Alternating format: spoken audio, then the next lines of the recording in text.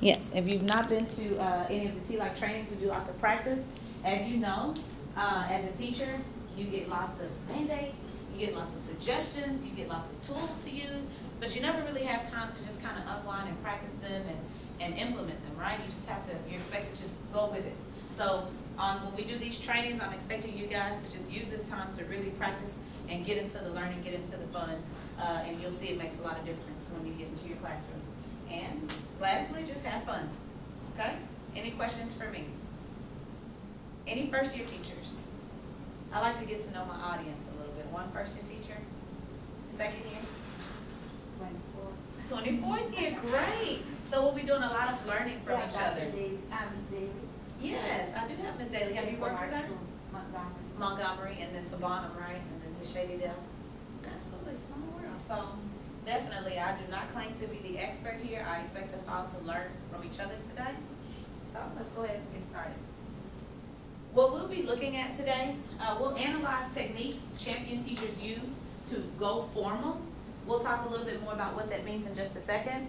And then also the second portion of our training is going to use the planning and practice to improve our ability to go formal. You have your participant handout, so as we move through the slides, you guys can take notes there. Looking at this in context, there's a strategy called strong voice. Okay, most of you may have heard of it as teacher voice. And there are certain things that encompasses. For instance, when you look at it, it's a formal register. You want to square up and stand still, what your body language looks like, exude quiet power, and the economy of language, which means basically don't talk so much. When you put all those things together, that's what we mean by going formal. When we talk about registers, which is a term that you'll see a lot in today's training, it's just a term used to describe the tenor of an interaction. It encompasses your eye contact, your body position, because we know that nonverbal language, body language means a lot, more than what you say sometimes, your gestures, facial expressions, and your rhythm of language.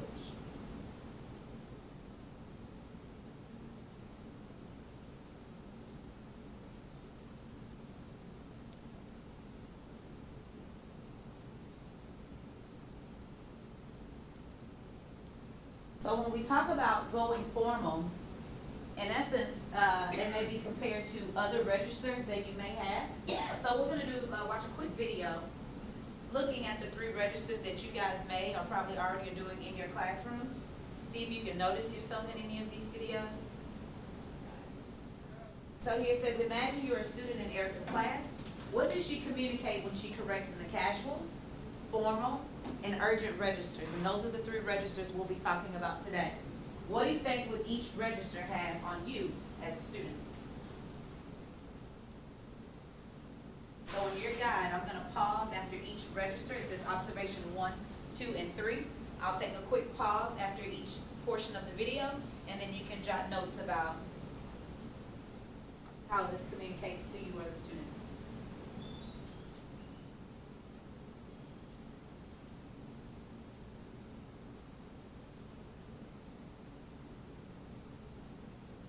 Pencils down, eyes on me. The first one, I'll play it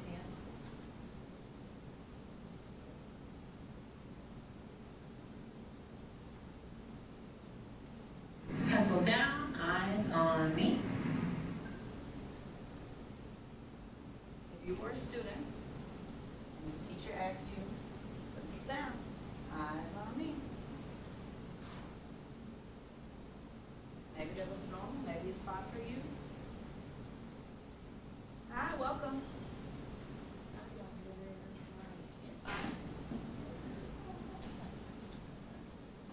You're fine. Observation 2.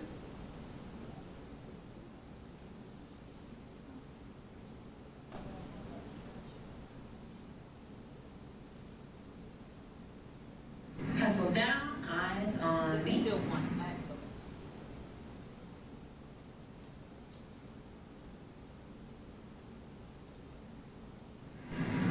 Pencils down, eyes on me. does the formal register say in comparison maybe to the casual? If you were a student, how would you feel? How would you react? I'll show that one more time before we move into the last one.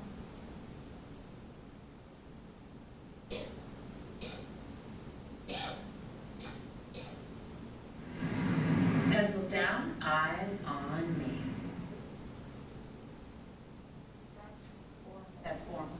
And the casual, her body is not in. Because at first I couldn't tell the You can tell difference. that like she looks fine to me, right? Yeah, but she's more authoritative on the formal. And the casual is almost like, it's just her position and gesture. And it's, Last one. so this one is. Urgent. Urgent.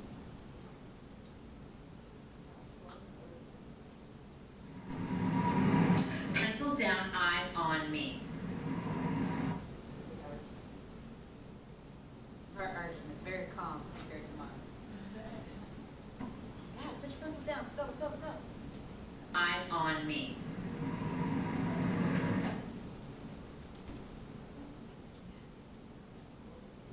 After you've completed writing your notes, go ahead and take about 30 seconds to discuss at your table some of the differences that you saw.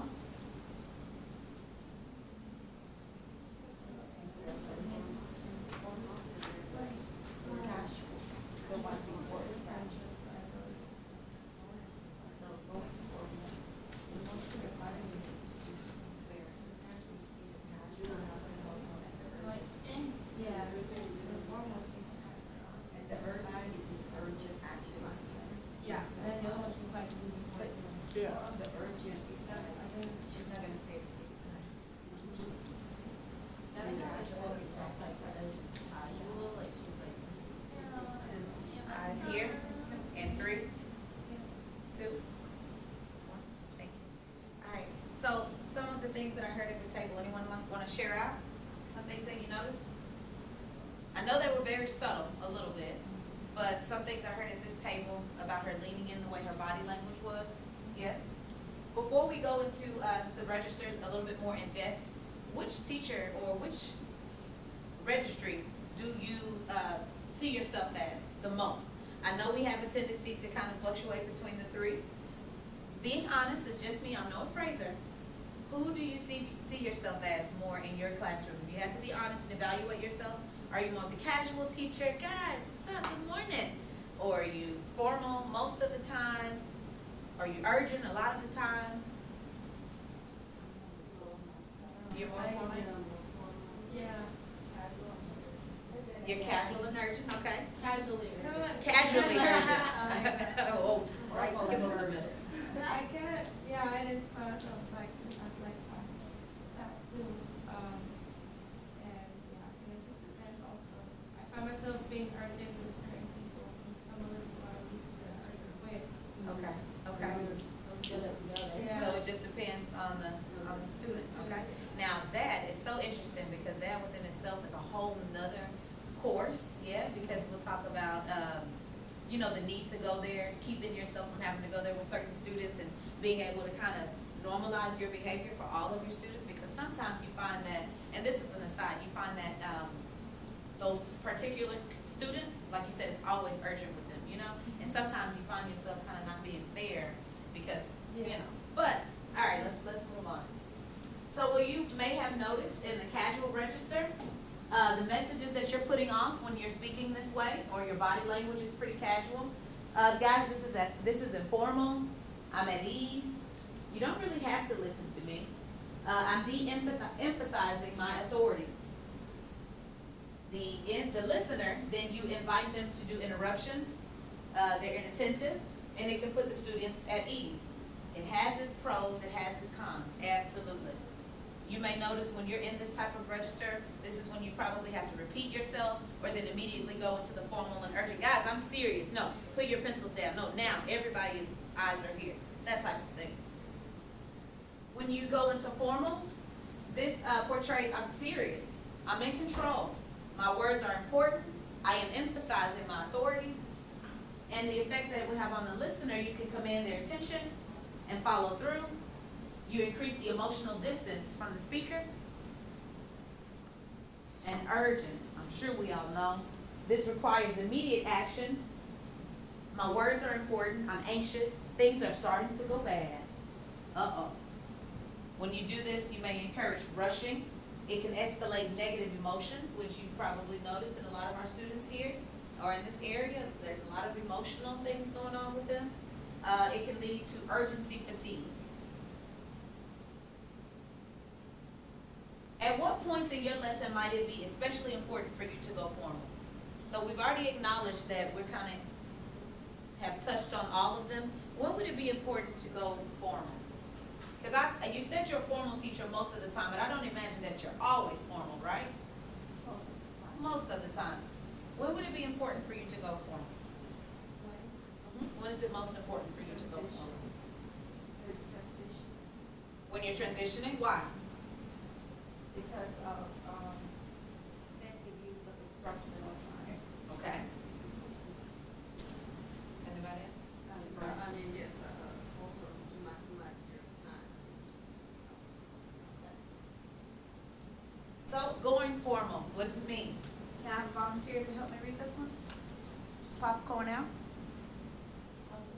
The process of shifting body language and tone to ensure that students hear and respond to your directions and corrections. Absolutely. So, like I said, we're not always staying in one register throughout the day, but when you're going formal, that's coming either out of your urgent or out of your casual into the formal. And there's certain things that we'll look at and what formal looks like in your classroom. And eventually, yes, it maximizes your instructional time, it diminishes unwanted behaviors, and all of those things. For the remainder of our session, we'll focus on two parts. The first part we'll talk about is expressing formality. What is it? How do you do it? Do a little bit of practice. And then the second portion of our training is gonna, just to wake you guys up, I told them to do that. We're gonna shift between registers, just practicing going in and out of them. The more practice you get, the better you'll be. The expressing formality, like I said, it's looking formal, sounding formal, and then sometimes you can even add warmth. You don't have to be mean all the time, because there's this lie that they tell first-year teachers, don't smile until, when is it? Don't smile until Christmas. And I'm a bubbly person, guys, and that lie almost ruined my life, you know? Because I tried really hard to be mean, and it's just, I'm not used to it. It's just not me. So, have you heard that before? Yeah. Yeah, don't be mean, don't let them see you smile. I've seen teachers, talk to you here. I said, they turn, I'm like, is that you? Somewhat, see. And then when we shift registers, making the downshift pop and managing the upshift that's just going, back and forth between the registers. We're gonna watch a quick video. This is Bridget McElduff. We're gonna watch her body language as she privately corrects a scholar. And what does she do to look formal? Someone mentioned doing transitions is when you do formal. Just kind of wanted to add, a lot of times you'll do formal during your instruction time. You'll do it when you're giving corrections, especially with behaviors and that type of thing. Or like wrapping up a certain activity. Absolutely, giving instructions. But some people did get carried away, or having math page that. Absolutely. And I think this is on page 2 or 3 of your handout. Page 3. What does she do to look formal?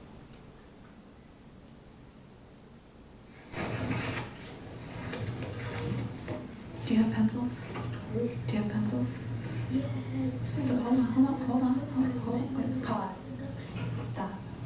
Track me. Track me. It's 2 blocks all directions. Track me in a slant in 3, 2, 1. So I want to help you. I have no problem getting you started off on the right foot. But if you're going to give me attitude, then we're going to have a different conversation. Do you understand? Do you understand? I need your voice. Track me. Give me eye contact when you respond. Do you understand? Yes. Great. I'm happy to help you. My question is, do you have pencils? Do you have pencils? Where are they?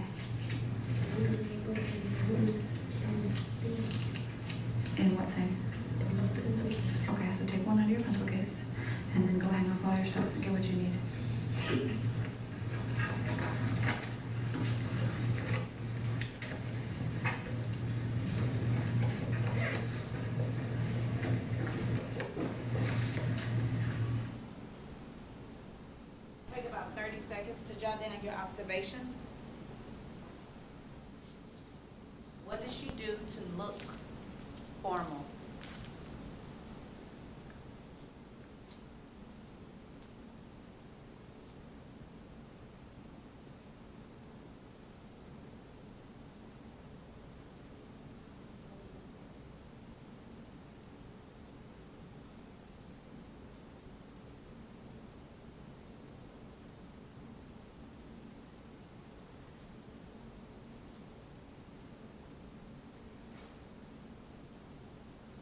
Go ahead and take about 10 seconds to talk to the friends at your table about your answers.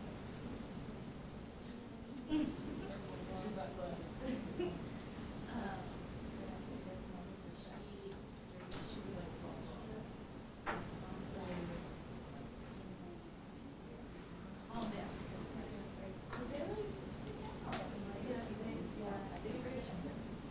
Yeah, and I like that she made stop finding these systems or just thinking out how you know what's and well, give him time to like, well, no, like not like,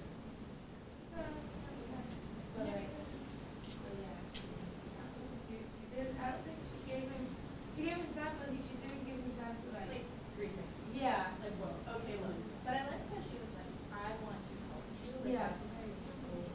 Yes, absolutely. Freaking out. Yeah, and like I wrote that her message focused more on her desire to help him instead of telling him What did you well, yeah, the Punishment bad. you did wrong. But she did let him know what was gonna happen if he didn't follow.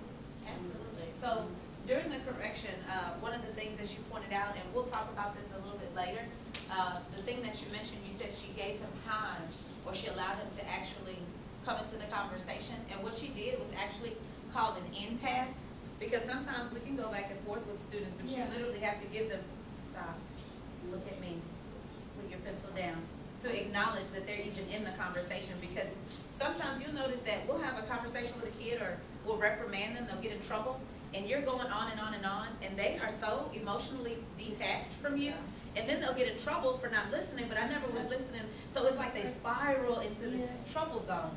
So, yeah, that was a very good point that you had. So, what similarities do you see in how these teachers use body language to convey formality? What I try to do is, within the practices that we do, I try to model it. So you'll notice that I'm walking around the classroom, but whenever I need to speak to you directly, I stop in one position and make the eye contact. So let's take a look at these teachers and tell me what you notice. You can just popcorn these out. There's an observation spot on your notes, but you guys are welcome to just popcorn any answers out that you have. Oh, that's just pictures. I was reading between. Oh, yeah. It's nice. It's a selfie. They're pretty like straight, like their posture. They're not, very yeah, they're not straight. objective. Yeah. I need you to turn your sound off. Yeah. And their hands are either, they've always been either behind their backs or, you know, very. And then we'll talk about what these is. The posture, absolutely. The hands, they're called intentional hands. You have to be intentional about the behaviors that you present in front of students. But I'm glad that you guys pointed that out, because that's where we're going to next. The 3 elements of looking formal.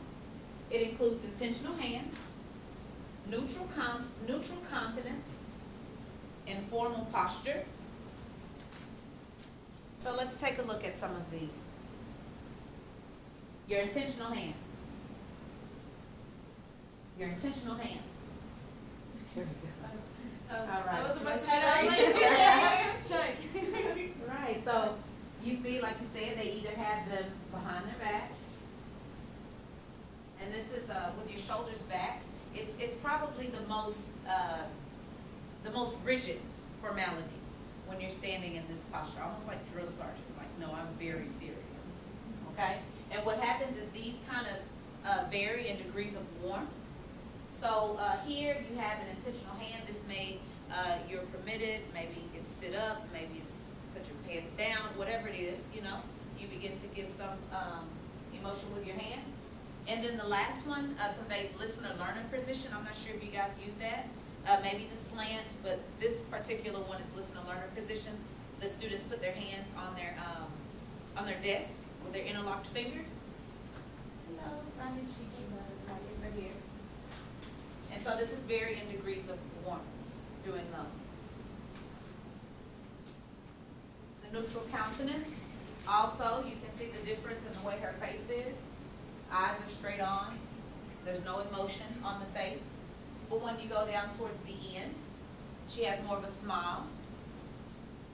No teeth, just a slight smile, let you know we're all good here.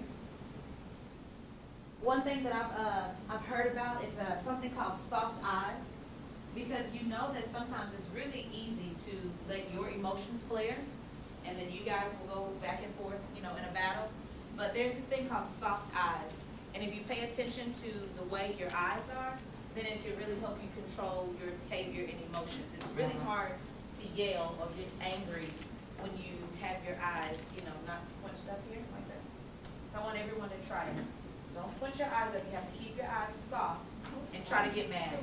Try to get mad or say something without squinching up your eyes. Keep them neutral. I know you probably could do it. Could you? You can say it mean, sit down, but don't squint your eyes. No, now that I think about it, I was telling myself today, and I think I did that too. Yeah. So if you focus, if you be intentional with your eyes, you can help control that. And can you do it? You squinched your eyes. And then the last one, guys, formal posture. Like I said before, with your arms back, it's more rigid. Arms down to your side a little bit, more neutral. And then with your arms and the smile, you add a little warmth to it. All right, so we're going to do a little bit of Simon Says, okay? I'm going to give you a direction, and kind of using the things that we've talked about so far, I want you guys to try and do some of these things. Maybe it's something you already do in your classroom, but this is just to kind of gauge you to see where you are. So everybody on your feet. On your feet. And then I'll kind of model them towards the end. For those of you that just came in, we have snacks in the back. Cookies and juice. You're welcome to those. Thank you. You missed juice. All right, you ready? And this is the modified version of Simon Says. You don't have to say Simon Says I'm really mad or anything. Just do it. Just do it. Just do it. Scan the room.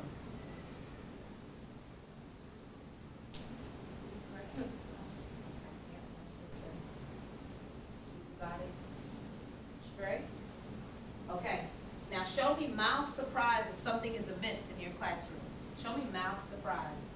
What would you do? You want to stay formal, but show me mild surprise. So think about your facial expressions. Eyes are popping. Oh, it's okay. It's kind of something like this, Okay. What about you've gotten onto someone and they followed your direction, so you're going to nod at them to show that they followed through.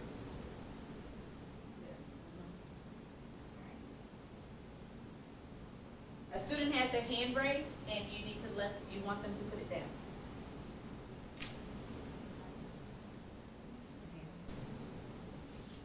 Okay. I like it. She's how long have you been teaching?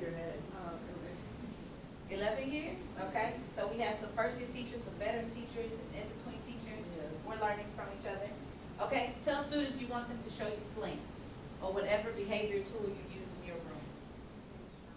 Shine. So if you wanted students to get in shine, what would you do? Without saying, show me shine. Do you have a nonverbal? Yeah, there's probably some type of lesson learner position. Remind students to sit up.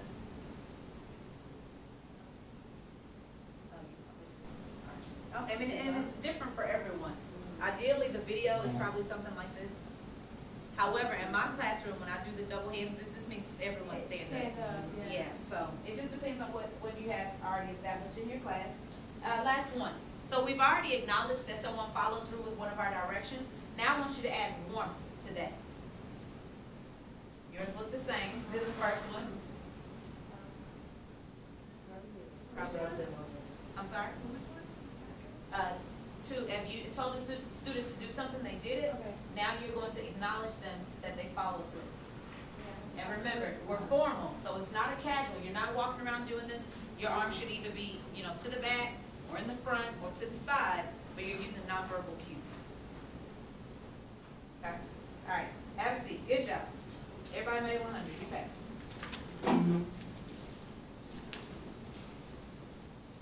Alright, so we've talked about looking formal, intentional hands, your countenance. Now we're going to talk about sounding formal. There are 3 things that you want to be familiar with when you're going formal in your classroom. Quiet power. You speak quieter and slower to show you're calm, poised, and in control. I think this is page 4 of your handout. Your tone will drop. You downshift or lower your tone briefly to make your words stand out. What do we normally do as teachers to make our words stand out? Be honest. We get louder. But in this technique, we want to practice making your tone drop.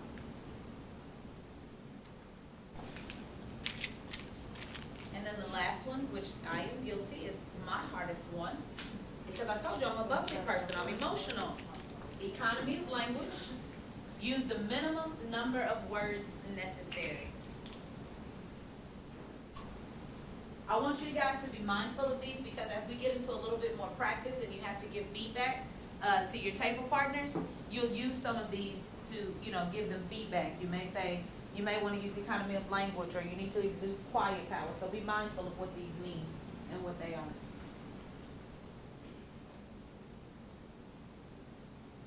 All right, so let's watch a quick video. This is Mara Faulkner. As you watch the video, I want you to focus on what is effective about her verbal corrections. How do they support her formality? It's on page 4.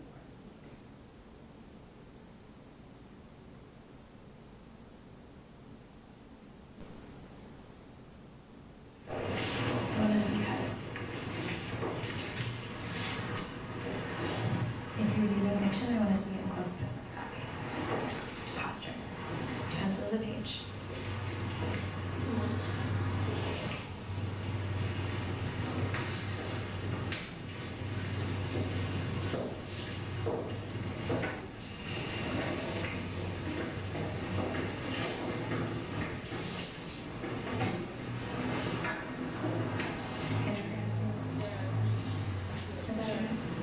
Does not have a harness.